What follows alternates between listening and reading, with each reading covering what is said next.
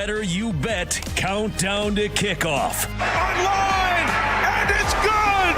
And the Los Angeles Rams go to the championship game! We've got you set for Championship Sunday in the NFL. Takes a shot downfield, and caught for the touchdown, Kayshon Boutte. From sides to totals to props, we've got you covered. It's You Better You Bet Countdown to Kickoff, presented by BetMGM on Westwood One Sports. Here's your host, Nick Kostos. What's up, everybody? Happy and merry Championship Sunday in the NFL playoffs to you and yours.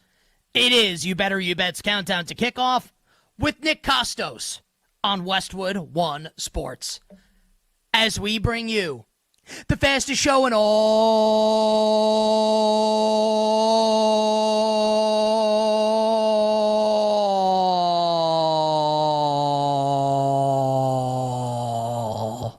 of sports. The show presented today and always by BetMGM. Make it legendary by downloading the BetMGM app and visiting BetMGM.com. And we got so much good stuff for you, dear listener, and you, dear viewer, coming up over the course of the next 2 hours. Full breakdown of both championship games. The Patriots and the Broncos from Denver. The Rams and the Seahawks from Seattle. The biggest storylines. All the on-field angles. And, of course, my betting thoughts coming up this hour here on You Better You Bet's Countdown to Kickoff. We will also get into the biggest news in the National Football League this weekend as the Pittsburgh Steelers are set to hire Mike McCarthy as their next head coach.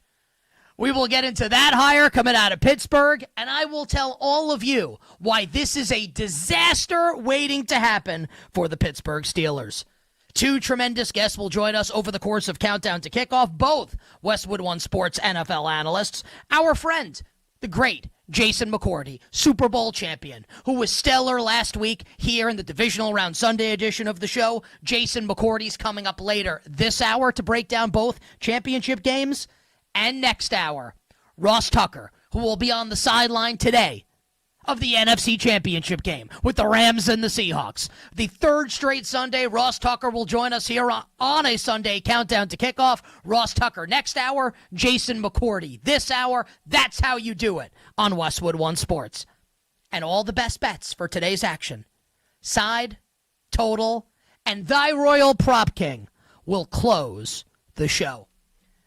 But we officially begin the Championship Sunday edition of You Better You Bet's Countdown to Kickoff with excitement and awe.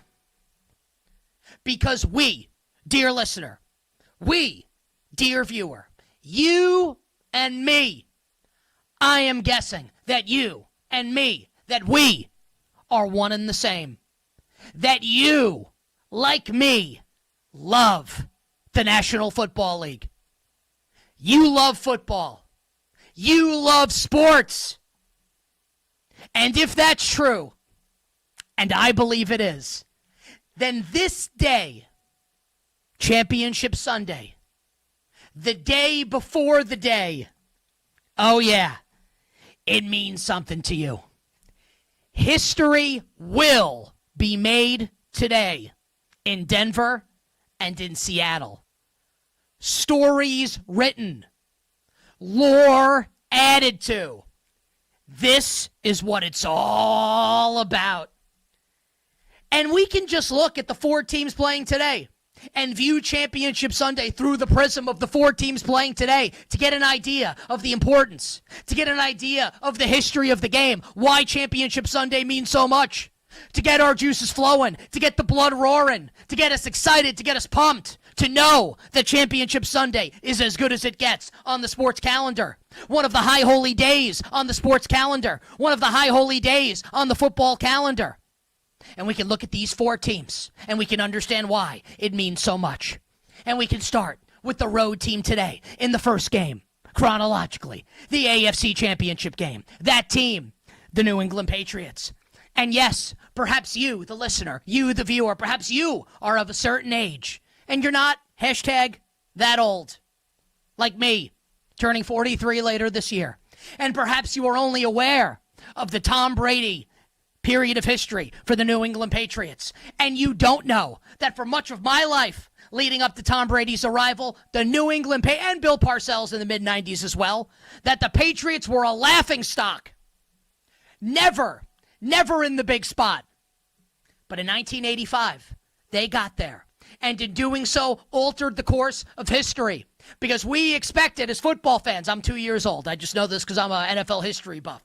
NFL fans in the 80s, in 1985, as the Chicago Bears are rolling through a dominant season that would culminate with a domination over the New England Patriots in Super Bowl 20. Everyone was expecting round 2 of the Dolphins and the Bears after an epic Monday night game, one of the most famous Monday night games in the history of the National Football League, as Dan Marino and the Dolphins would assault the 46 defense and lay it on Buddy Ryan and lay it on Mike Ditka and lay it on all the Hall of Famers on that Bears defense and hand the Bears their only loss of the season. And everyone thought, we're going to get Dolphins-Bears Part 2. But the New England Patriots said, no. Beating the Dolphins in Miami 31-14 and depriving everybody of Bears-Dolphins Round 2. We can fast forward to 01. With Tom Brady under center, the Patriots going into Pittsburgh and beating Bill Cowher and Cordell Stewart and the Steelers. And #people forget that Tom Brady may have started that game, but Drew Bledsoe finished it for the New England Patriots. And I remember saying to my father, my late father, in the weeks leading up to Super Bowl 36 with the Patriots and the Rams, telling my dad, I think Bill Belichick needs to start Drew Bledsoe in the Super Bowl, not Tom Brady. The start of a long and glorious career of yours truly being incorrect on NFL predictions. Lee Evans and Sterling Moore and Billy Cundiff in 11 against the Ravens. Deflategate with LeGarrette Blount smoking the Indianapolis Colts. The comeback against Blake Bortles, Miles Jack and the Jaguars in 17. An illustrious history for the New England Patriots on Conference Championship Sunday. So too do the Denver Broncos have that illustrious history on Championship Sunday, and we can pick it up in the John Elway era in 1986 with the drive, 98 yards to beat the Cleveland Browns, with Mike Shanahan, a young Mike Shanahan, calling the plays for Dan Reeves. The next year, we go from the drive to the fumble, this one in Mile High. Ernest Biner puts it on the turf as the Browns would lose 3 AFC Championship games to Denver in the mid to late 80s. Oh, we go to 97, when it looked like John Elway would never get over the hump after losing in 96 as the best team in the league in the divisional round to Mark Brunell, to Jimmy Smith, to Tom Coughlin and the Jaguars. And the Broncos would go into Pittsburgh and beat the Steelers and then win the first Super Bowl championship in franchise history. This one's for John. 98, spotting the Jets a 10-0 lead before Richie Anderson fumbles, and the Broncos outscore them 23-0 from there. And the 13-15 wins against Tom Brady and the Patriots. The 15 AFC Championship game, one of the best ever, with Brady and Gronk connecting down the stretch at the end with a couple incredible passes to almost tie the game, but turned away by the Broncos en route to a championship in Super Bowl 50. How about the National Football Conference and the Rams? The LA Rams in 89 against the Niners in what was likely the Super Bowl in 1989. And the Niners handed it to them. Jim Everett seeing ghosts. Dropping to the turf, not even touched, as San Francisco would beat John Elway and the Broncos in Super Bowl 24. 1999.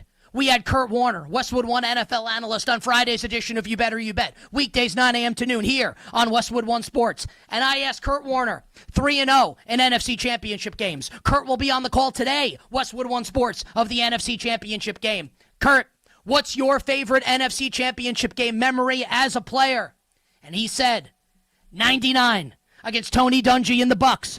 A play, unfortunately, that feels like it's been lost to history. Warner to Prohl to win it.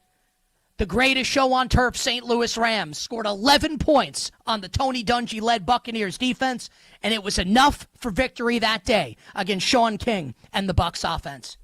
2018, the no PI call against the New Orleans Saints, and the Rams winning that game in overtime. 21, McVay v. Shanahan, the two biggest offensive innovators of this century going head-to-head, and Jaquiski Tartt dropping an interception, leading the Rams to a victory, and they would take down the Bengals in Super Bowl 56. And the Seahawks, who younger fans may not even remember, used to play in the AFC West. Now, of course, in the NFC West, they used to be in the AFC, losing in 83 to Marcus Allen, running into the night. And the then Los Angeles Raiders, but finally getting over the hump in 05, beating the Carolina Panthers. And then in 13 and 14, both classics. 13 against Colin Kaepernick, Michael Crabtree and the 49ers, Richard Sherman, Aaron Andrews, and that whole hullabaloo. Beating the Broncos in that Super Bowl, first Super Bowl championship in franchise history. And then 14, the Packer collapse with Mike McCarthy and Aaron Rodgers. History repeats itself. We'll talk about the Steelers later in the show. So yeah, all four teams today, Championship Sunday vets, have written history on this day. One of the best days on the sports calendar, and we expect more of it in ours. You bet Westwood One Sports. Nick Kostos here with you on Championship Sunday. So let us begin the preview and the breakdown in the AFC Championship game with Ryan Radke, Mike Golick Sr. on the call, Laura Oakman on the sideline in freezing Denver, Colorado. Much like it's freezing here in New York City and the snow is coming down. It is a winter wonderland. New England, a 3.5-point road favorite. Total in the game, 43. I can't wait till I could go listen to this game on the radio today with 9 million blankets over me because it's freezing. Potential snow in the forecast today in Denver. Injury-wise, we thought J.K. Dobbins might be activated for this game by the Denver Broncos. He will not be. No J.K. Dobbins in this game for Denver. Pat Bryant, good to go for the Broncos and the receiving corps. We'll talk about him as the show moves along. No Harold Landry today, Tom's grandson, for the Patriots rushing the passer. And the big story here, obviously, for the Denver Broncos, Jarrett Stidham starting at quarterback in place of the injured Bo Nix. And it's like I said last week on these airwaves in this time slot, that Sean Payton going up to the postgame podium after the Broncos beat the Bills last week in the divisional round and just quietly sneaking in there, oh yeah, by the way, starting quarterback out for the season after the biggest win of the year would be like you getting married, having a great wedding day, and then someone comes up to you at the reception and says, hey pal, congrats on the nuptials. Also, your wife's banging the pool guy. What? In my best Stone Cold Steve Austin voice. What? So Jarrett Stidham now taking the reins for the rest of the season for the Denver Broncos. Perhaps he'll get a second game 2 weeks from today in the Bay Area, or perhaps it ends today at Mile High. The good news for the Broncos is that Sean Payton's mentor, the legendary Bill Parcells, Bill Parcells has got experience with this. In 1990, December 15th in the year of our Lord 1990, I remember because it's my mom's birthday, December 15th. Bill Parcells watched as Phil Simms went down and Jeff Hostetler had to come in. And Jeff Hostetler stewarding and shepherding the Giants to a win in Super Bowl 25. And Bill Parcells famously telling his team during that playoff run that if we lose, the Giants, if they lose, it won't be because of Jeff Hostetler. And you can bet your bottom dollar, and it's been reported on, that Sean Payton has told his team something very similar this week, that if the Broncos lose this game today, it won't be because of Jarrett Stidham. Everybody needs to do their job. And speaking of do your job, what a job it's been by the New England Patriots. And you, the listener, you, the viewer, perhaps you hate the Patriots. Maybe you're a Jets fan, a Dolphins fan, a Bills fan, a fan base tortured by Tom Brady for 2 decades. Or maybe you're just someone that's sick and tired of seeing the Patriots win. Even if that's true, you have to give them credit for this unbelievable turnaround that they've orchestrated.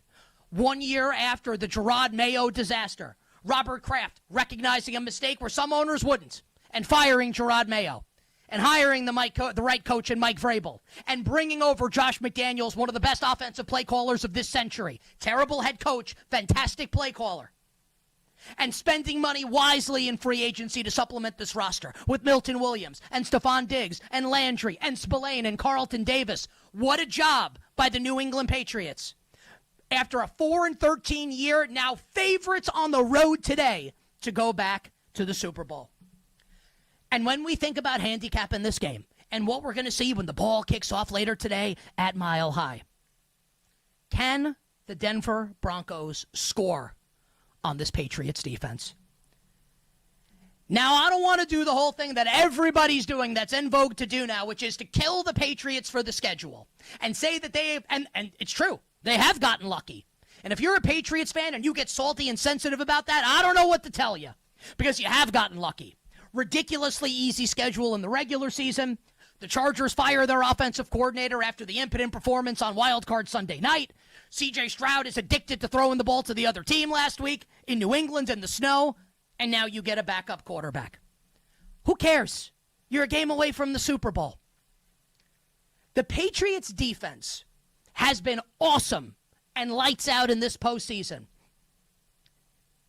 Jarrett Stidham going to throw the ball to the other team like C.J. Stroud did? Sean Payton going to call a similar game to what Greg Roman did? Wild Card Sunday night? This is not me making the case that Jarrett Stidham is going to go for 350 and 4 touchdowns, but I think we all kind of believe, right, that Sean Payton is one of the best offensive minds and play callers ever. He can't scheme this up to score some points today for the Denver Broncos?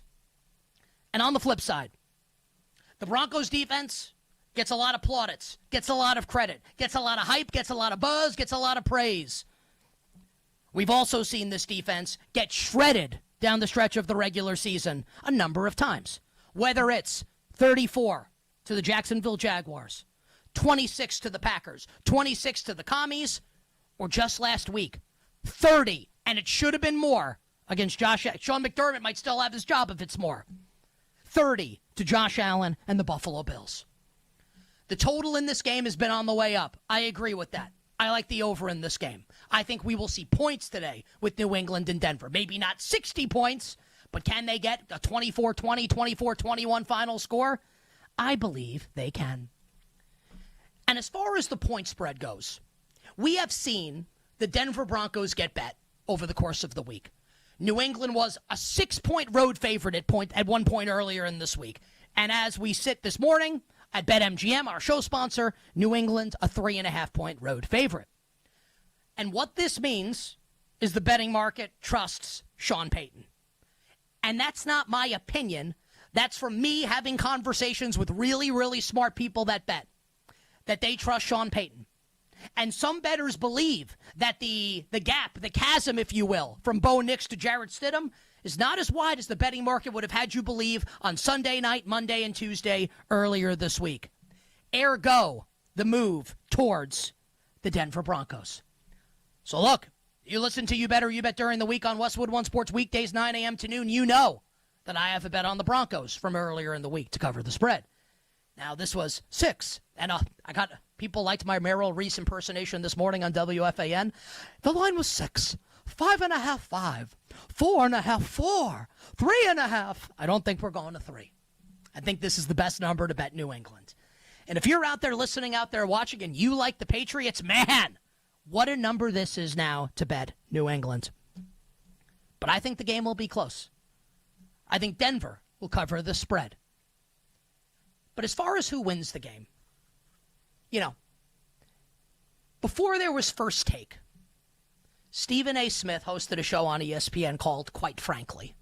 And I remember the commercials for this show back in the day. It was a great commercial, honestly.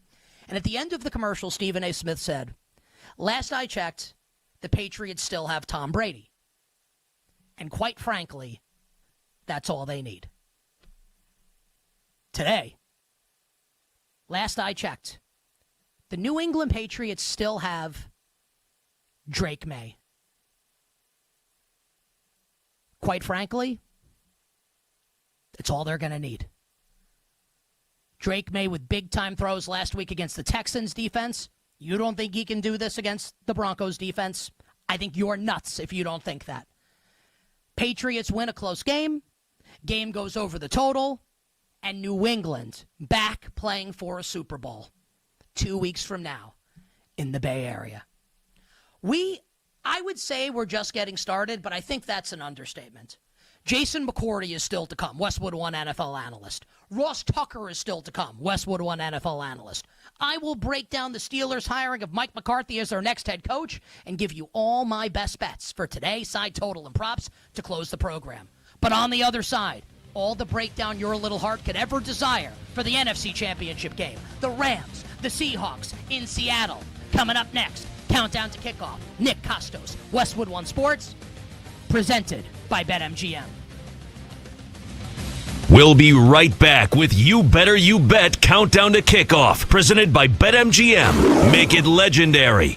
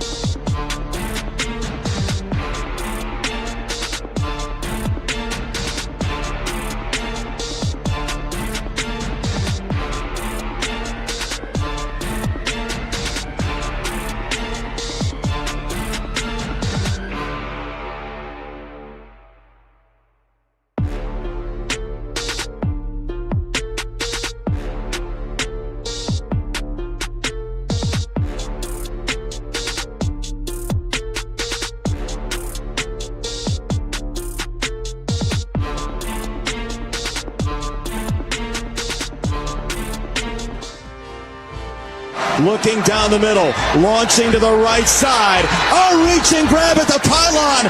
Parkinson hauls it in. Oh, man! Colby Parkinson using all of that 6'7" frame right at the fringe of the field to bring it in high. It's a Rams touchdown, 38 seconds to go. This is You Better You Bet Countdown to Kickoff with Nick Kostos, presented by BetMGM. Make it legendary.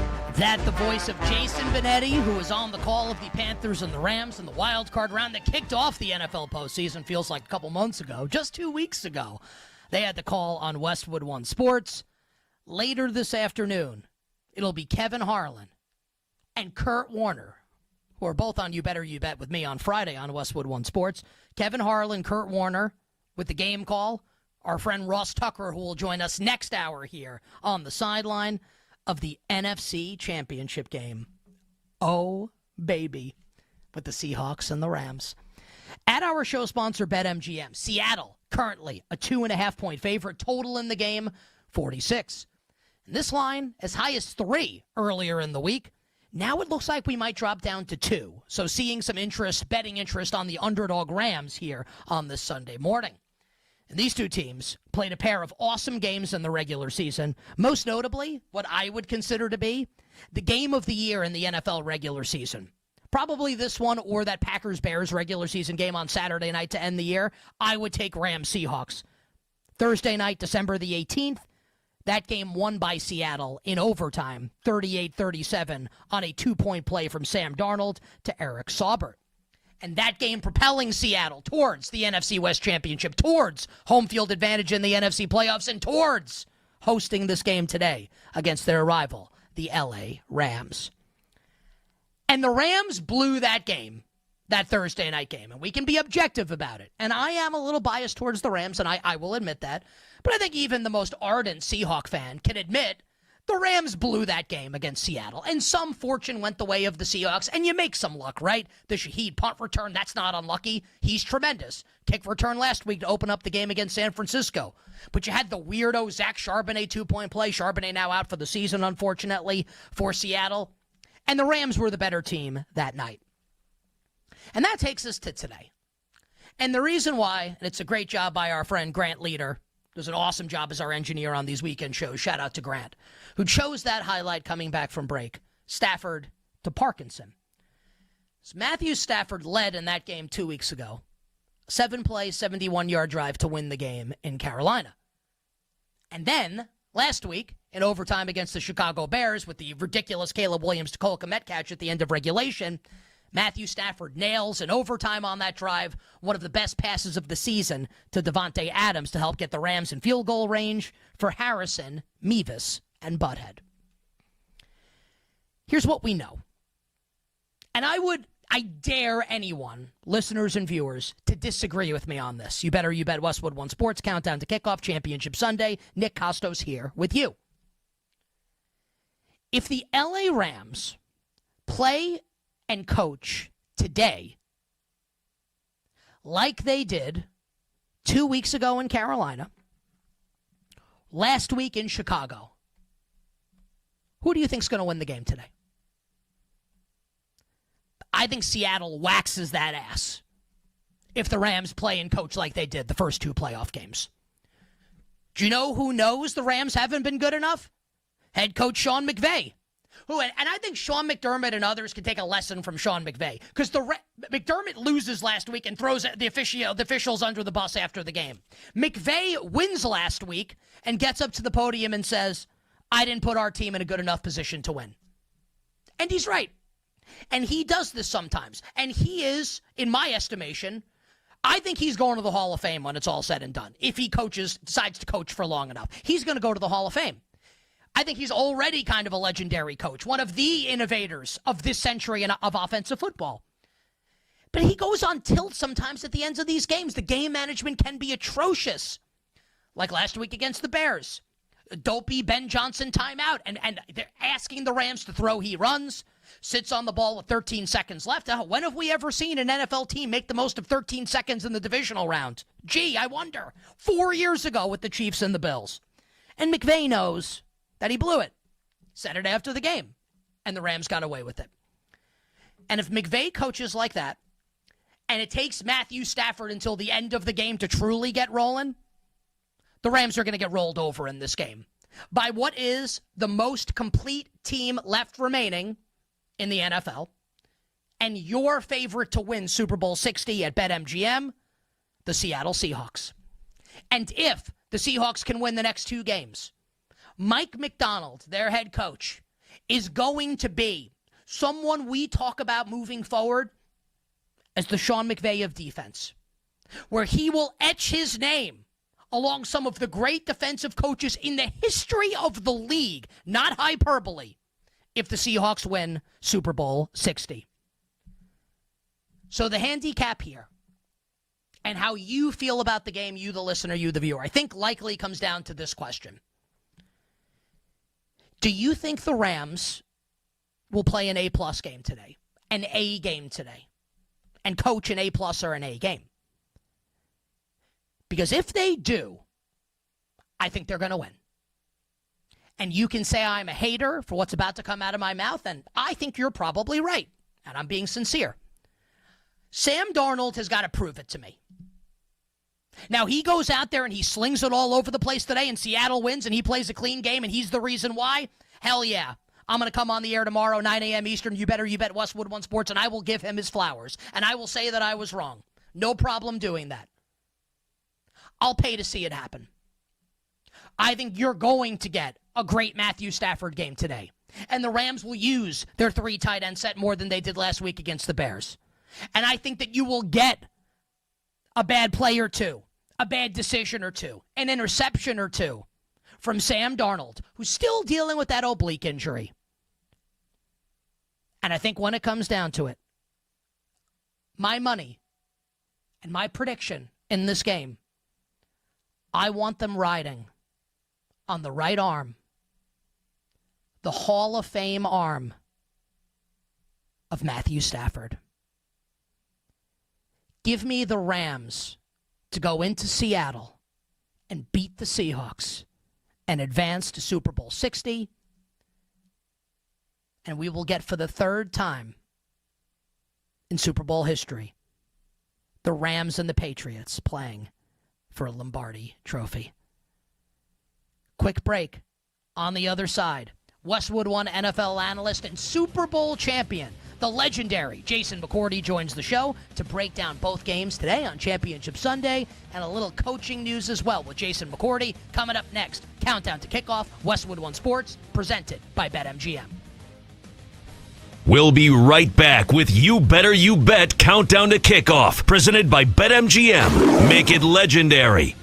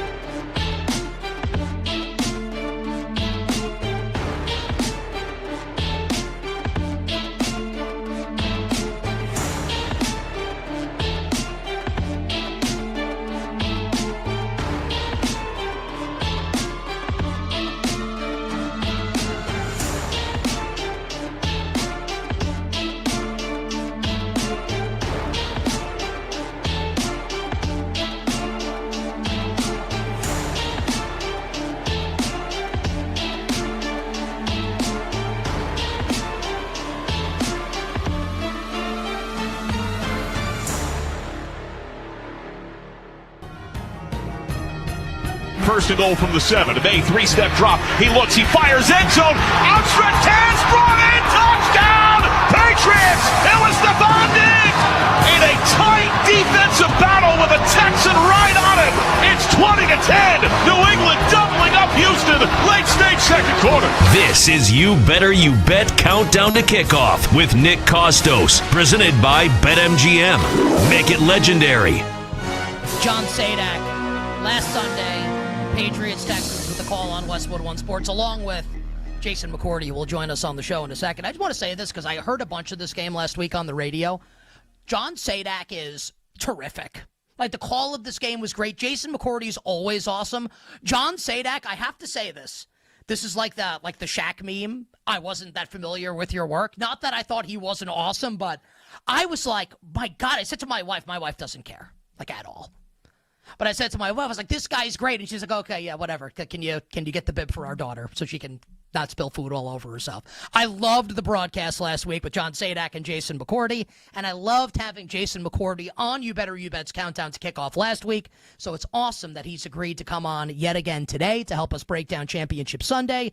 Westwood One Sports NFL analyst on Twitter at his name at Jason McCourty, here with Nick Kostos on You Better You Bet, Championship Sunday in the NFL. Jason, welcome back to the show. Happy Championship Sunday to you and yours. Hey, same to you. Make sure you got that bib all set, and before you left the house, you're all good. So I'm happy to hear that. I was, man, so it's like I drove to the office this morning. Where do you live, by the way, Jason? I'm a Jersey guy. How's, I'm in New York City. I'm in Staten Island, right outside New Jersey. How much, I just looked outside during the break in my car. I had to drive to the office to do the show. It is like, it's all over the country right now, right? How much snow do you have right now outside the house? We have a ton of snow. You know how it is, especially if you grow up in areas in Northeast and different parts around the country where there's a ton of snow. When you wake up Sunday morning and you've already got an email and a text message from your kid's school that school is canceled on Monday, on Sunday morning, that lets you know how much snow is coming down, and it's still coming. So I will not be leaving the house today or tomorrow. I have to leave to try and get home after the show. We'll see how this goes. Just texting with my wife about that during the break. I'll drive very, very slowly, and we will hope and pray for the best. She may want you to just stay. She may want you to just stay. Hey, I'll see you on Tuesday. I'm not joking. I got a text from my executive producer during the week. He was like, "Do you think you should just stay at the office today?" I'm like, "Well, there's no food here." So I think I'm probably gonna have to walk home if I have to try and get home. Anyway, let's talk about the games today, my friend. And obviously, when we had you on last week, we didn't know who Denver's opponent was going to be in the AFC Championship game, but we knew that, as you called him, as a former teammate of his, Stiddy, right? Jarrett Stidham would be starting for the Denver Broncos. And then you called the Patriots-Texans game and the Patriots defense, and maybe that's part C.J. Stroud was terrible, but another good defensive performance by your old team, the New England Patriots, last week. So when you look at this game today, Patriots and the Broncos, and we'll do Denver offense versus New England defense to start, what can we expect from Stiddy against this New England defense, which balled out last week against the Texans and in the wild card round against the Chargers? I think to start off of what you just said is how poor C.J. Stroud played last week. For that Patriots defense, I can promise you that Stidham is going to play better than C.J. Stroud did in that game. I don't expect him to go and have 4 interceptions in the first half. I think for Stidham is going to start with them is getting him comfortable. I think he's a smart quarterback. He's a confident quarterback, but he hasn't played football in a regular season NFL game, let alone a playoff game, since 2023. So the one thing the Patriots do defensively is they try to give you a ton of different looks, and it's movement all over their defense, starting up front with the defensive line. They're moving in the run game. They're moving in the pass game to try to get pressure and create negative plays. And then the amount of blitz that Zach Corder, defensive play caller right now, is sending at the quarterback. For Stidham, you want to find ways to get comfortable. So how does Sean Payton do that? Some of the wide receiver screens that they throw on the outside. Can they get the run game going, something that Houston struggled with a week ago against this Patriots defense, to try to settle him in? He's not as good of an athlete as Bo Nix, but he is a decent athlete. I expect him to try to get him outside the pocket with some of those boots and different things of that nature to try to get those things going. And then Cortland Sutton, I think he can be an X factor in this game of trying to put him in the slot and try to get him to match up with Marcus Jones as much as possible just because of the size difference. The Falcons did that a little bit against the Patriots earlier in the season with Drake London, putting him in the slot and getting that matchup against Marcus Jones.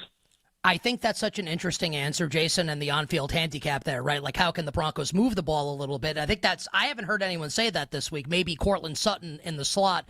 Just curious, because when I was thinking about the Bronco, and you have forgotten more about the X's and O's of football than I know, and I know that, which is why I'm asking you this question. I was kind of thinking maybe we'd see Pat Bryant there, who played really well last week before his concussion. So you think... And this does not have to be like Jason McCourty's best bet. That's not the question or anything like that. But you think Sutton will be the guy today in the Broncos offense, if you had to guess, in the passing offense?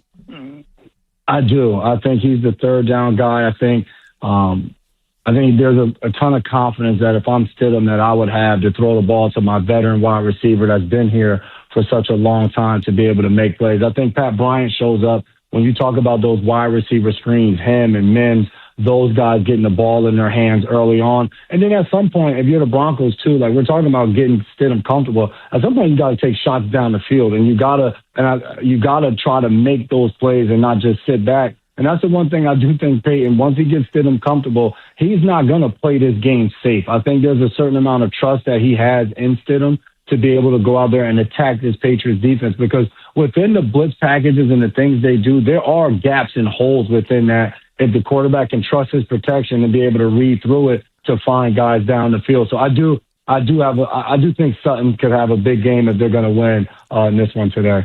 And I mean, all you need to know about Broncos head coach Sean Payton, like, will he be conservative? Will he be aggressive?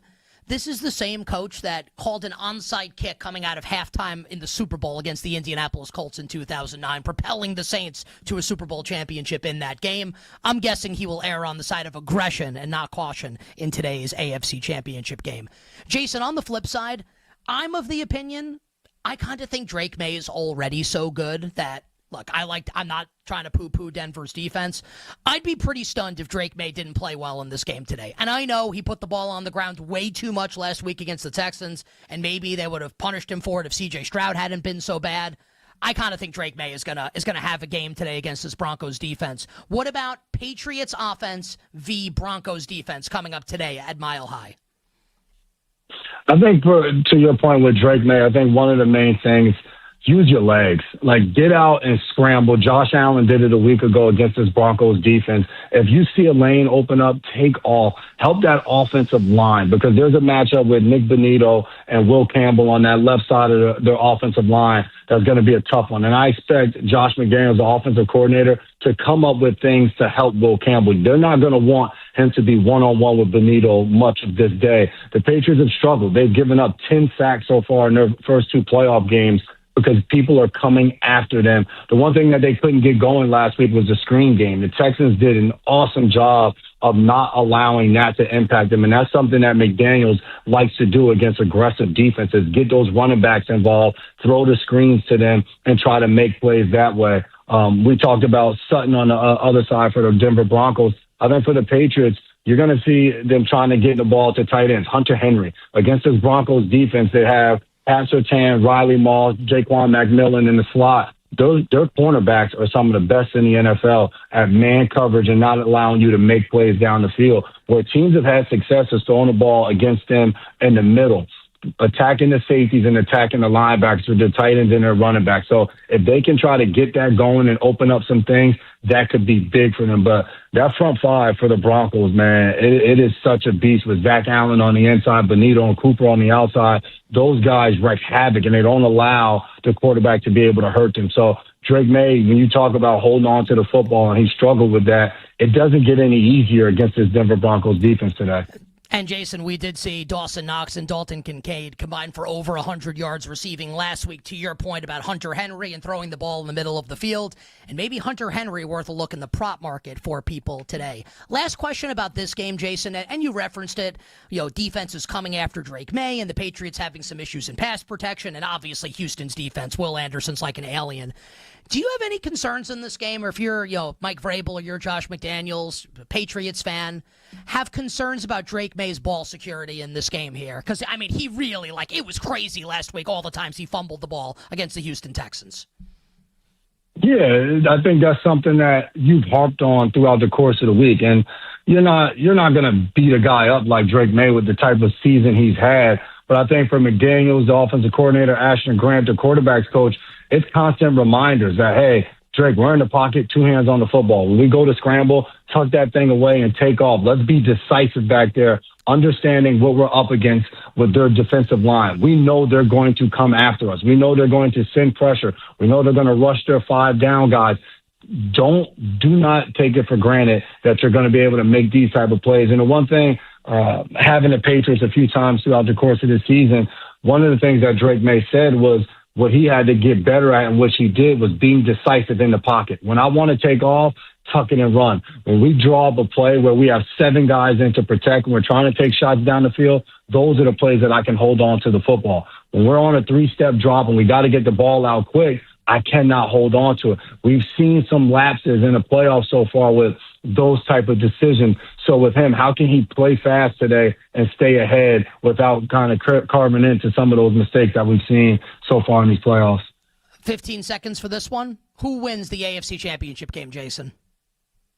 I like the New England Patriots in this one. I think the game comes down to, I think it's going to be close, and it comes down to a fourth quarter, a 2-minute drive. And I ask myself, which quarterback do I trust more? I love Stiddy, but Drake May has been unbelievable this season. I think it continues, and he propels his team with a chance to play for the Super Bowl. Yeah, we can love Stiddy, but you know what? We love the Drake. I love the Drake. I think the Patriots win a close game as well. Couple more minutes here with Jason McCourty, Westwood One NFL analyst, Super Bowl champion on Twitter at Jason McCourty. With Nick Kostos, You Better You Bet, Westwood One Sports countdown to kickoff. Jason, have about 60 to 90 seconds left. Would love to get an opinion from you on the NFC Championship game, which is the late game today with Kevin Harlan and Kurt Warner, Ross Tucker on the call on Westwood One Sports. Seattle, a 2.5-point favorite against the Los Angeles Rams. The total of the game is 46. Who do you like in the NFC Championship game and why? How about 60 to 90 seconds for the answer? Yeah, I like Seattle in this one, but this game is going to be so much fun. I feel like these two teams are the two we were talking about all season long as potentially the best 2 teams in the entire NFL. But Mike McDaniel, the head coach for Seattle, and their defensive play caller against Sean McVay on the offensive side of the ball, like this is where the chess match is going to be. Their last game, Seattle comes up victorious, but Matthew Stafford threw for about 460 yards in that game. So can he attack that second level of their defense to be able to make plays where Puka Nacua went off in this game? And for Mike McDonald, how do you adjust from that last game? Rushing your 4-down guys, trying to get pressure on Stafford, and having enough guys in the back end to cover them up. This is where that's the matchup that I'm looking most forward to. And then on the other side, for Sam Darnold, man, what an opportunity. No one would have expected him to be the guy to be playing with a chance to get to the Super Bowl. Man, make enough plays. Kenneth Walker's going to do his thing in the run game without Charbonnet. But for Sam Darnold, man, get outside that pocket, make some wow throws in this game to propel your team to victory, and go out there with a chance to win the Lombardi Trophy. This is going to be a fun one, man. I'm so excited for the McDonald versus McVay matchup and who's able to win that one. 10 seconds. Who wins the NFC Championship and plays the Patriots in Super Bowl 60 per Jason McCourty? I'm a defensive guy, man. When you show me an elite defense like Seattle has all season long, with the way they get after the quarterback, with the way they match up in the secondary, I think Seattle wins this one. And this one might be high scoring, different than I think as the Patriots and the Broncos game. This is going to be a fascinating one, but I think we have a Seattle Seahawks and New England Patriots Super Bowl matchup. And and your brother winning the Super Bowl when those two teams played in Super Bowl 48 with the Patriots over the Seahawks. Maybe we get that rematch in a couple weeks in Santa Clara. Jason, you're the best. Sincerely, I mean this really sincerely. Thank you very much for doing this today. You were awesome last week on the call of the Patriots and the Texans. I hope to see you out in the Bay Area in a couple weeks. Enjoy the games, and we'll catch up with you down the line. Hey, good to talk to you. I'll see you out there. Jason McCourty joining us here on You Better You Bet. Him and his brother Devin are both so good.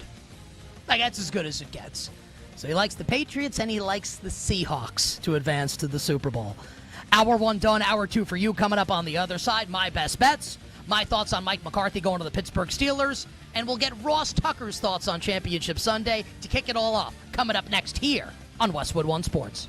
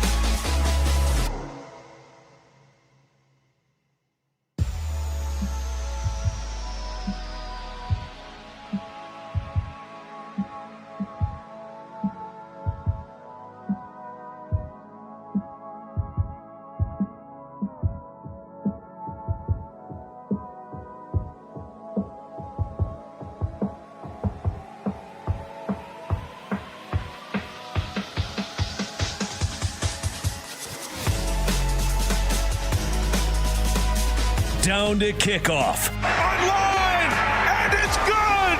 And the Los Angeles Rams go to the championship game!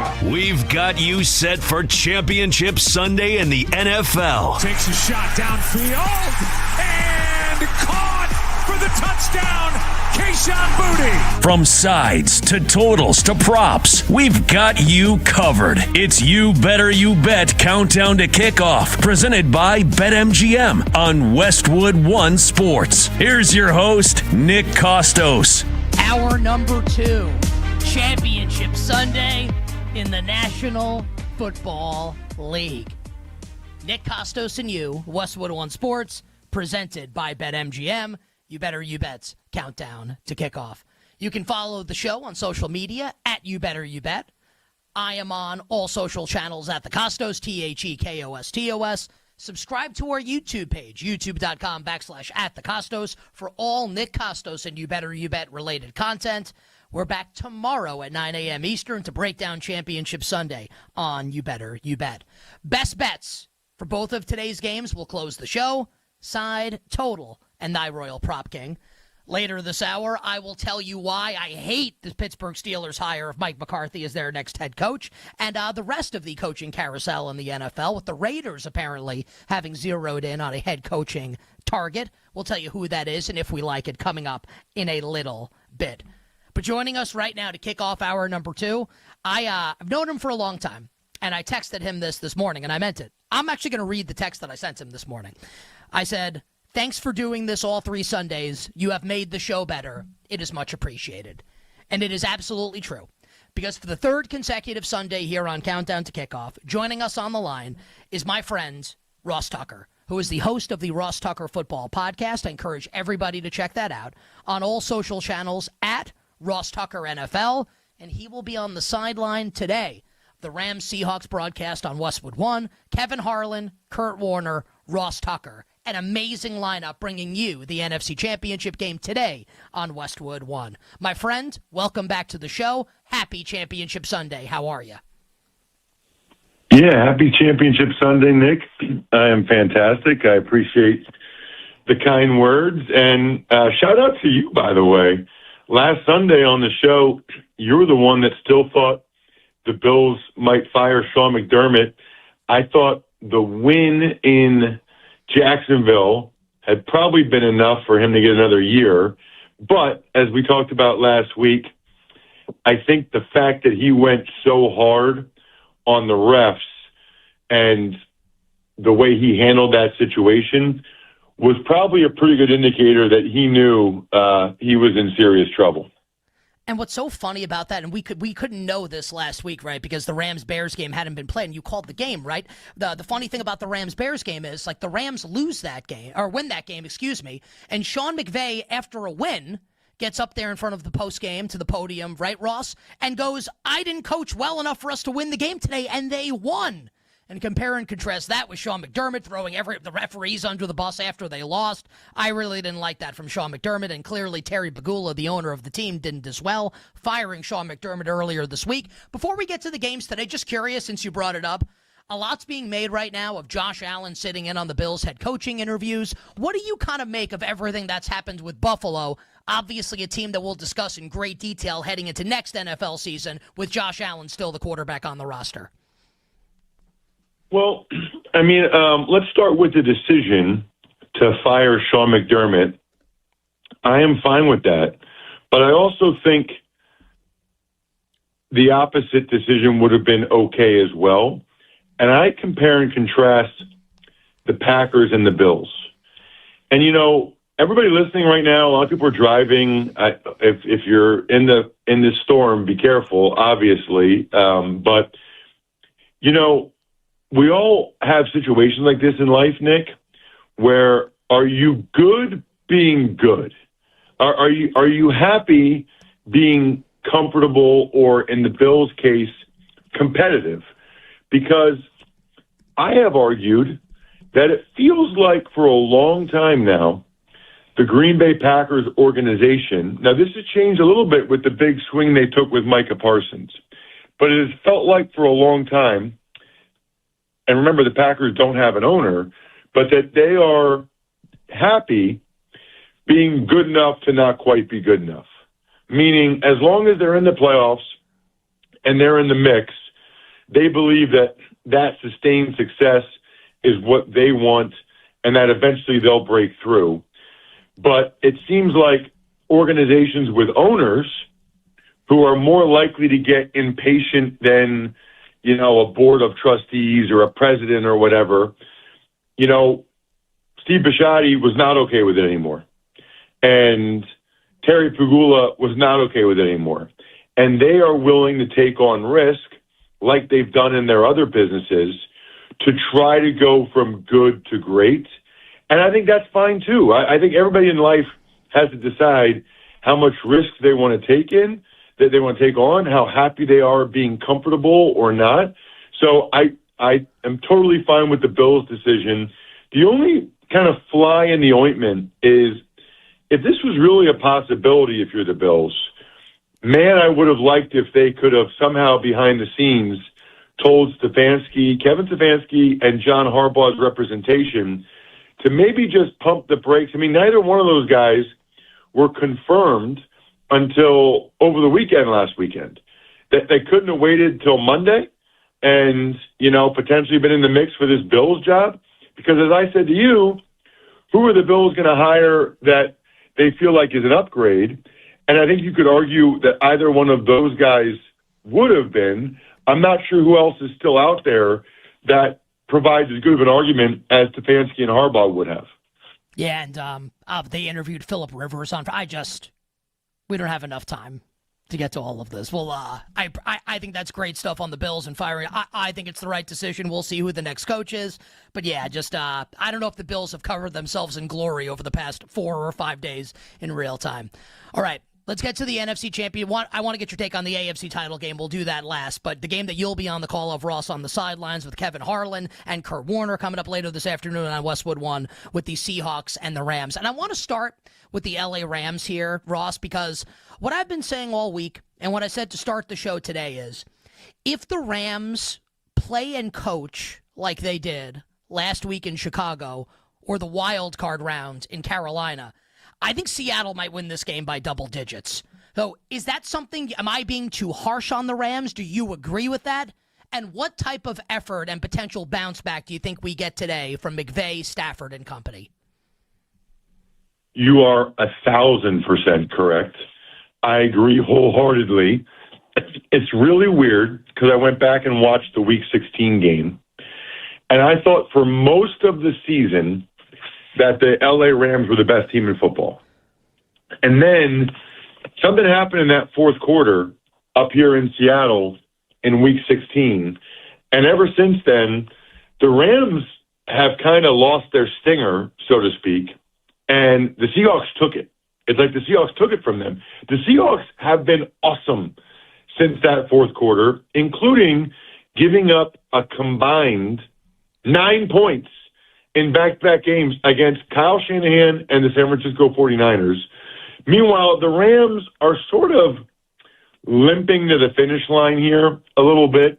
And I noticed it the most, Nick, just watching the D-lines for the teams. The Seattle dudes are killing people and flying off the ball. The Rams lack depth on the D-line. Their first 4 guys are good. Their next group is a major drop-off. So they've had the first 4 play a lot this year. And it just feels like they're all young guys, Fisk and Kobe Turner and obviously Verse and Byron Young. But Byron Young's banged up, and it just feels like they're limping to the finish line. What I've been saying all week is I like the Seahawks quite a bit in this game. Selfishly as a broadcaster, I hope it's a very close game. But on the extremely popular, as you know, Even Money betting podcast, I put 2 units on the Seahawks laying the 2.5 points. I like the Seahawks quite a bit in this game. Exactly what you said about potentially winning by double digits. They just look like a team on a mission. They look like the best team in football. I think they have an excellent chance to win the Super Bowl. And the way I've been describing it all week on the Ross Tucker podcast and elsewhere is it feels to me like the recipe for a Rams win is an MVP caliber performance from Matthew Stafford and a below average performance from Sam Darnold. But here's the thing. That's what happened in Week 16. Week 16, Stafford threw for 400-something. They had 500 yards of offense. He was awesome. Darnold had 2 bad interceptions where it looked like he didn't even see the defender. And the Seahawks still won. And they're better now. And the Rams are worse now. So I don't want it to be a double-digit game because I'm going to be on the sideline. I like close games like the Bears and Rams last week. That was awesome. But I like the Rams laying the 2.5 quite a bit. So Ross rolling with the Seahawks here, thinks the Seahawks will win the NFC Championship game today against the LA Rams. Yeah. Oh, I got you. No worries here. You Bet's Countdown to Kickoff. Nick Kostos here with you. Championship Sunday in the NFL. Joined by Ross Tucker, Westwood One NFL analyst, along with Kevin Harlan and Kurt Warner. Will be on the call this afternoon of the Rams and the Seahawks on all social media at Ross Tucker NFL. I'll play devil's advocate a little bit here. Like, you had the dopey 2-point play, the weird 2-point play with Charbonnet, who's obviously not playing today. And Shaheed's amazing, but he turned the tide of that game with the punt return touchdown. And Seattle wins on the walk-off 2-point play from Darnold to Saubert. No Devontae Adams in that game for the Rams. And I don't think Devontae's 100% healthy. You were on the call last week. You could see that could barely separate against the Chicago Bears. So I still kind of think the Rams were the better team in that game, and I don't think Sam Darnold played exceptionally well in that game. He was good at the end of the game, but maybe not so much for the first 3 quarters of it.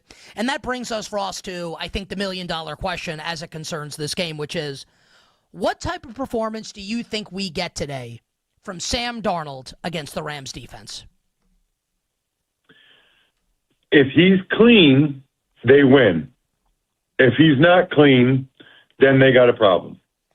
I don't think he's going to have to make that many plays. If he doesn't turn it over, I like the Seahawks' chances quite a bit. Like I said, the only concern there is part of what makes the Seahawks really good down the stretch, and these 4 games in a row with over 160 yards rushing is the 1-2 punch of Zach Charbonnet and Kenneth Walker. Well, Charbonnet's out, and the way I describe it is, not only does that keep both guys fresh, but when you're a defense, there's sort of a tempo to the runs, and Walker and Charbonnet, it's like you're a batter in baseball, and depending on who the running back is, you're going to get a different pitch, and you don't know what pitch is coming because they have different speeds, they hit the hole differently, different styles. I think it's going to be a lot of Kenneth Walker today, and so they lose that a little bit. I think he's a more special, more dynamic runner than Charbonnet, but they also lose Charbonnet in short yardage, goal line, those situations. But I still think that as long as Darnold doesn't turn it over, I feel like the Seahawks are in an excellent place. He's going to have to make a couple nice throws to convert some third downs. But for the most part, I'd be surprised if the Seahawks lost if Darnold doesn't turn it over once. Last question on the NFC Championship game, Ross, and then I want to get your thought on the Patriots and Broncos in the AFC Championship game. So, and I guess you can answer one of these guys. I just think everyone thinks they're going to play really well. Outside of Jackson Smith and Jigba for Seattle and Puka Nacua for the Los Angeles Rams, I think the answer is going to be Rams second-round rookie tight end Terrence Ferguson, who's got some juice to him as an under-the-radar player. And I guess Devontae could be if he's not under the radar, but he's not Puka. As a player outside of those two, that could be the difference in this game for one of the two teams. Give us an offensive player, Ross, not named Jackson Smith and Jigba or Puka Nacua, for either team that could be the X factor and the difference maker today in Seattle. Ooh, I love that. I'll give you one each team. For the Rams, I'll go with Colby Parkinson, the former Seahawk, by the way. It feels like that's the tight end that they want to get the ball to more. Interestingly, it feels like Ferguson's playing time has kind of been cut back a little bit. So I like Parkinson. They have specific plays designed for him on the Rams side. On the Seahawks side, I think it's Rashid Shaheed. I know he's been dynamic on special teams, but a reverse, an end around, a deep shot when the coverage is rolled to Smith and Jigba, Shaheed can fly. And it only takes one. It only takes one big play for him to change the game. And, by the way, for him to do very well on his over for receiving yards or rushing yards. If Rashid Shaheed, that's who I would seriously consider getting the ball to if I'm the Seahawks, because you know they're going to want to try to double Smith and Jigba all game.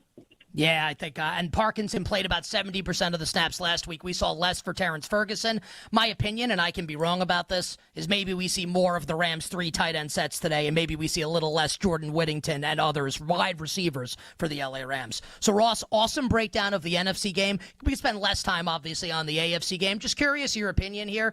With Jarrett Stidham starting for the Denver Broncos, betting market, as you know, Ross, has kind of been into Denver over the course of the week this week. New England was as high as a 6-point road favorite.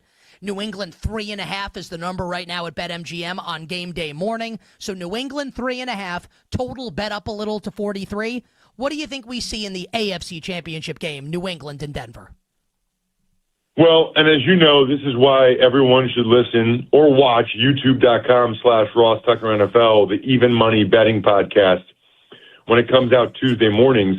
Nick, I got the Broncos plus 5.5. And me too. That just seemed like too much. I mean, 2 points of closing line value. Not only that, but I do think both these head coaches will be conservative in the first half, you know, not wanting their backup quarterback or young quarterback to make mistakes. So I actually got Denver for 2 units in the first half, plus 3.5 just in the first half, which is a bet I love. I will say everybody I look at on social media is talking about how well Jarrett Stidham's going to play. They're jinxing him. They need to shut up. Why is everybody doing this? I have 2 bets on the Broncos. Everybody needs to stop saying, I'm telling you, Jarrett Stidham. I mean, where have these people been for 2 years when the guy hasn't been playing? Now, all of a sudden, everybody wants to be on the record over the last 2 days that Jarrett Stidham's going to light it up so they can say, I told you so, or whatever after the game. If they felt this strongly about Jarrett Stidham, why have they not been saying teams should have been trading for him earlier? Like, it's craziness. It's like Jarrett Stidham mania on social media right now. They better not jinx him, because I have those 2 bets on the Broncos. I think he'll do okay. I don't think he'll light it up like everybody else seems to be saying right now. But I do think it's a close, competitive game. Look, I talked to Steve Fezzik about this, and you love these numbers, on the Even Money Betting Podcast. He said Bo Nix, for his power ratings, is slightly better than an average quarterback. So he's plus 0.5 point. Stidham is a solid backup, minus 3.5 points. So he feels like it's a 4-point difference. Obviously, when Denver was getting 5.5, that line was an overreaction. It probably came back to about where it should be. I am a huge fan of getting 3 in the hook, so I would still lean Denver, but I'm very happy to have 5.5 rather than 3.5. Who do you think's going to win to close in like 15 seconds? I know you like Denver to keep the game close, so do I. Who do you think wins the game, Ross, and advances to Super Bowl 60? Yeah, I think it's Patriots. I think it's Seahawks-Patriots again. Late in the game, sort of the same handicap as last week, which didn't end up happening, but I'm going to take, Drake May, the MVP candidate, late in the game over Jarrett Stidham, especially because of Drake May's legs, which he seems pretty good about knowing when to break those things out. Final question, Ross. Today is Sunday, January 25th. You know Valentine's Day. You said something on the show that was so funny last week that I texted you afterwards and said this needs to be on a T-shirt. She will cry, you will win. If you would like to use that line again from me on the house, from me to you, please do so. Tell our listeners and viewers about my front page story before we get you out of here. Well, listen, the Super Bowl of love is coming up. It's Valentine's Day. And I don't care what your significant other says. They care. They care a lot. Because of the pressure of, let's say it's a fake holiday. I don't care. They realize it's an indicator of, it's an indicator of how you feel about them. So why don't you totally blow them away by having a professional writer write the most incredible story about how amazing they are, how much you love them, how much the kids love them. If you guys have kids, if you don't, probably don't say that. And then when they open it up, I'm telling you, Nick, when they open this up and they don't really know what it is, and then they see the picture of you and her on the cover of the newspaper framed. When you say, honey, I just want to do something different and special, I had a story written about you, they will automatically cry right then. They will start crying, like, oh my God, you have a story written about. Nobody's ever written a story about your significant other. It's never happened. It's not a thing. Let's change that. MyFrontPageStory.com. She will cry. You will win. And make sure you tell the writer, or put in the email, I just never thank her enough for all the little things she does. Even if you can't think of that many, in her mind, there's like a zillion little things that she does for you. So just say that, because she'll read that. She'll, oh, he notices, and she'll cry again. She will cry twice. You will win twice. MyFrontPageStory.com, MyFrontPageStory.com. Do I get credit, by the way, if she will cry, you will win becomes like the official slogan here and like you make money off of that? Like, do I get a cutoff? I feel like I was the one that identified this as like the great catchphrase. Do I get credit for that? Dude, I mean, it is a great catchphrase, but I've been saying it for years. So no, you get nothing. You get nothing other than an attaboy for continuing to mention it. But I'm going to, you know what I'll do? I'll listen to the rest of the show, and I'll see how many times you reference it, and then I'll give you royalties. MyFrontPageStory.com. At least go there, throw your email address in to get the automatic 20% discount. Why would you not do that right now? MyFrontPageStory.com. Ross, we can't wait to listen to you, Kevin Harlan, and Kurt Warner on the call today of the Rams and the Seahawks. Stay warm. Have a great one. We'll catch up with you soon. Sounds great. See you, Nick. Ross Tucker joining us here. He is a gem here on You Better You Bet. Couple things. Number one, at the beginning of the interview, I said that the Rams lost last week against Chicago, which is a verbal faux pas by me. I just want everyone to know the reason why I said that and I got that wrong was because I have ESPN on the TV screen above me here, and I looked up and I have NFL Countdown on, and Randy Moss is wearing a Burberry suit, like a suit with like the Burberry pattern on it, and I was like, that's so awesome that it totally discombobulated my brain. So like, Randy Moss looks awesome. This Burberry suit, like I need this Burberry suit that Randy Moss is wearing. And just the second thing on Ross talking about the betting move in this game, like not all points obviously are created equal. And while like I agree that maybe the drop from Knicks to Stidham in the betting market at the beginning of the week was a little too precipitous, you know, I kind of think that the love that the Broncos have gotten in the betting market is way less to do with that and way more to do with bettors having confidence in Sean Payton. And that is not really my opinion. That's kind of, you know, like talking to really smart bettors that come on the show, people that I talk to in my personal life. That's kind of their opinion on this. And look, our executive producer, Tyler Morales, today is a big sports bettor. And he wrote in the chat, like he bet Patriots 3.5 this morning. He feels like the mania for the Broncos has gone too far. And, like, I don't necessarily agree with that, but Tyler can be right.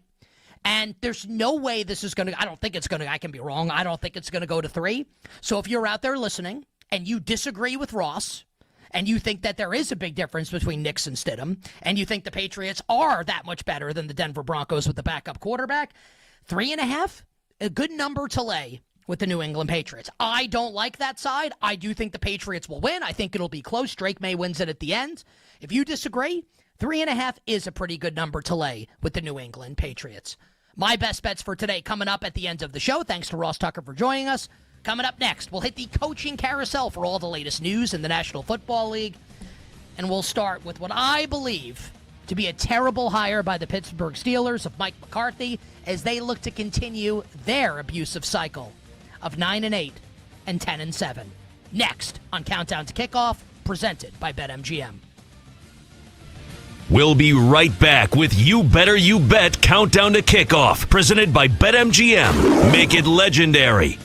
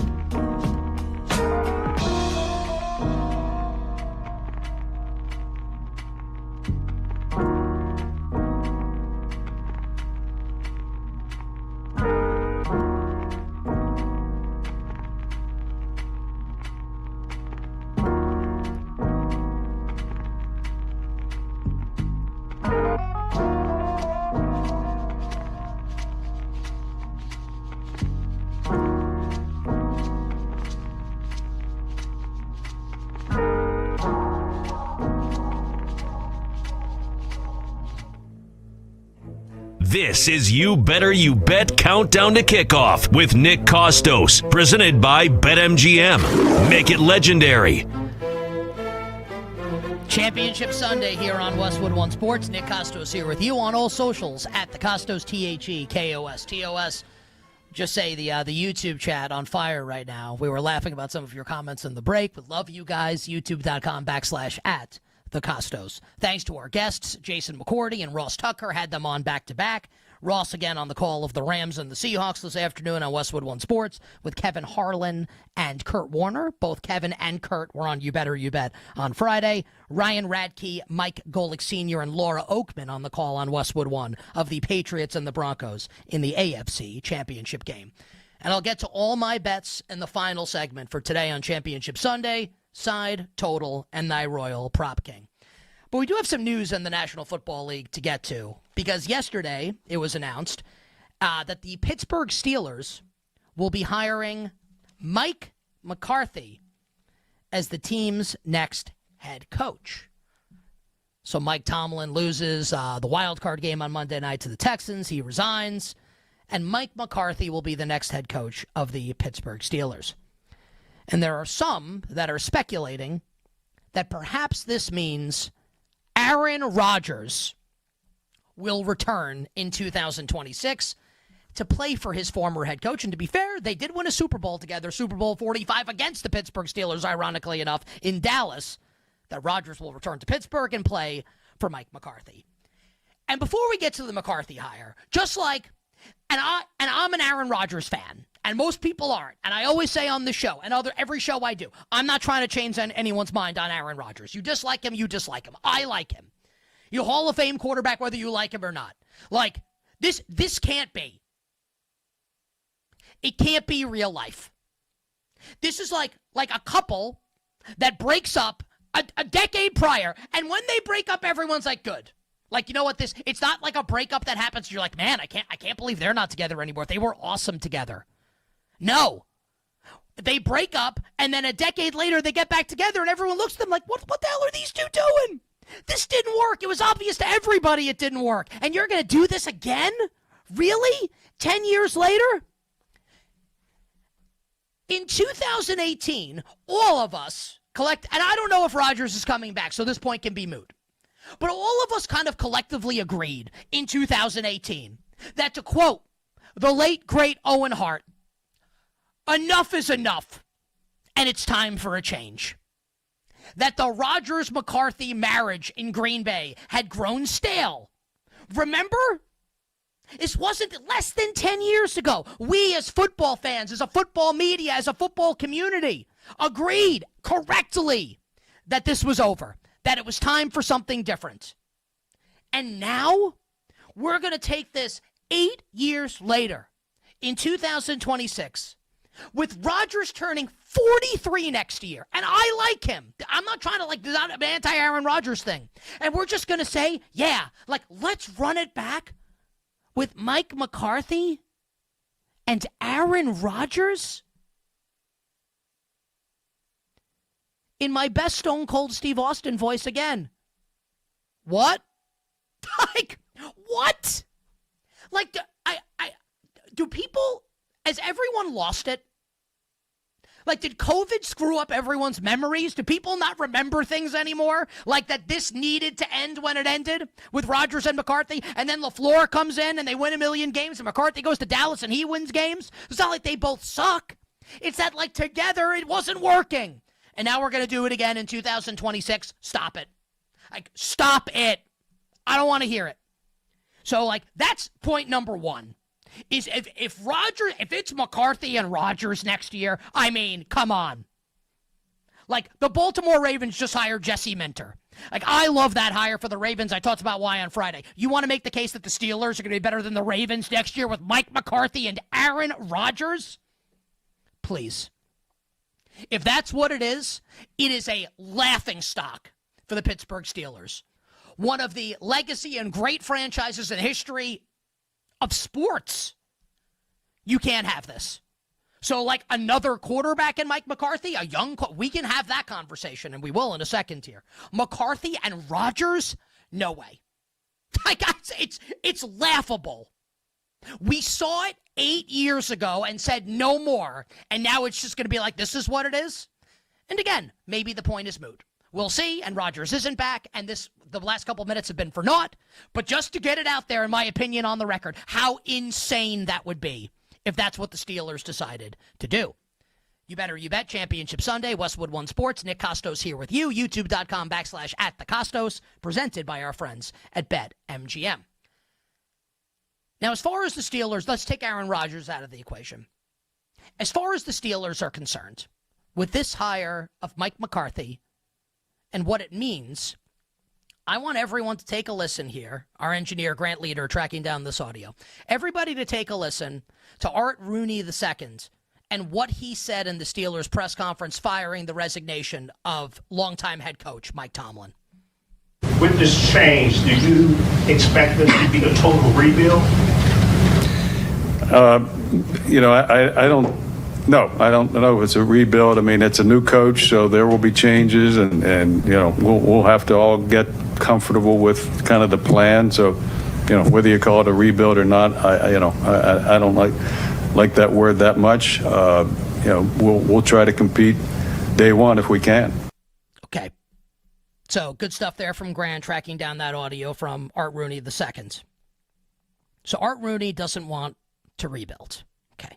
So you hire Mike McCarthy as your head coach. I think the problem that the Steelers are mired in right now, right? Like there are cycles that people go through in life, in their personal life. And we always say, like, you need to break the cycle, whether it's, what your parents did, a relationship, whatever. The Pittsburgh Steelers are in a pretty vicious cycle right now as far as being a sports franchise goes. And to be fair to them, it's not like a cycle the way like the Jets are in a cycle where like you just never ever win and never make the playoffs. It's not as bad as that. But it's not good. The cycle that the Steelers are in, the cycle of 9-8, the cycle of 10-7. The cycle of being good but not good enough. Good enough to sneak into the postseason, but never good enough to win a Super Bowl. Good enough to be the 22nd team that picks in the first round of the draft, but never bad enough to pick at the top to grab a true potential difference-making quarterback. The Pittsburgh Steelers have an aging roster. And an expensive roster, especially on the defensive side of the ball. The Pittsburgh Steelers don't have a quarterback of the future on the roster and are missing multiple weapons on the offensive side of the ball. Great, like DK Metcalf's awesome. I'm not disputing that. I think he's tremendous. They don't have a second option in the passing attack, and their offensive coordinator, Arthur Smith's going to Ohio State. Good luck with that. If I were Julian Sayin and Jeremiah Smith, I'd be looking to enter the transfer portal.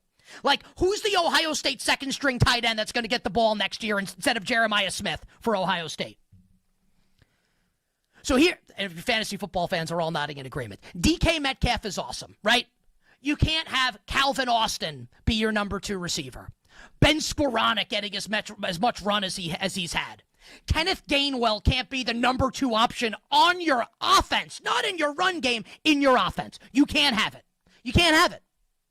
So what I'm saying to everybody is, and I would love for anyone to disagree with this, even if you're a black and yellow, you're a big Steelers fan.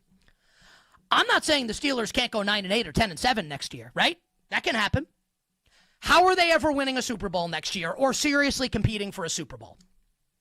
It's going to take multiple off seasons to get them ready to potentially win a championship, not to go to the wild card round to win a championship. And if that's true, why is Mike McCarthy the coach of the team? Why is Mike McCarthy the coach? The hiring of Mike McCarthy signals that you are going to try to win now, which I guess is admirable at face value. Like, oh, we're always going to try. We're going to give it the old, we're going to try and win. Newsflash. And I'm not hating here. If you're a Steelers fan, I'm sorry. Like, you can't win. They can't win. They can't. There's no way. Someone tell me how it's Aaron Rodgers comes back. You think you're winning a Super Bowl with Aaron Rodgers and Mike McCarthy in 2026? You couldn't win in 2016 with them. You're going to win in 2026? Ty Simpson? Mason Rudolph? Like, come on. Malik Willis? I like Malik Willis. Is he winning a championship?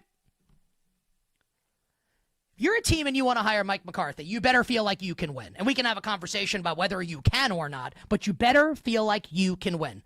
I'm telling you, I don't think the Steelers can. So I don't think this hire makes a lot of sense. Now, maybe I'll be proven wrong.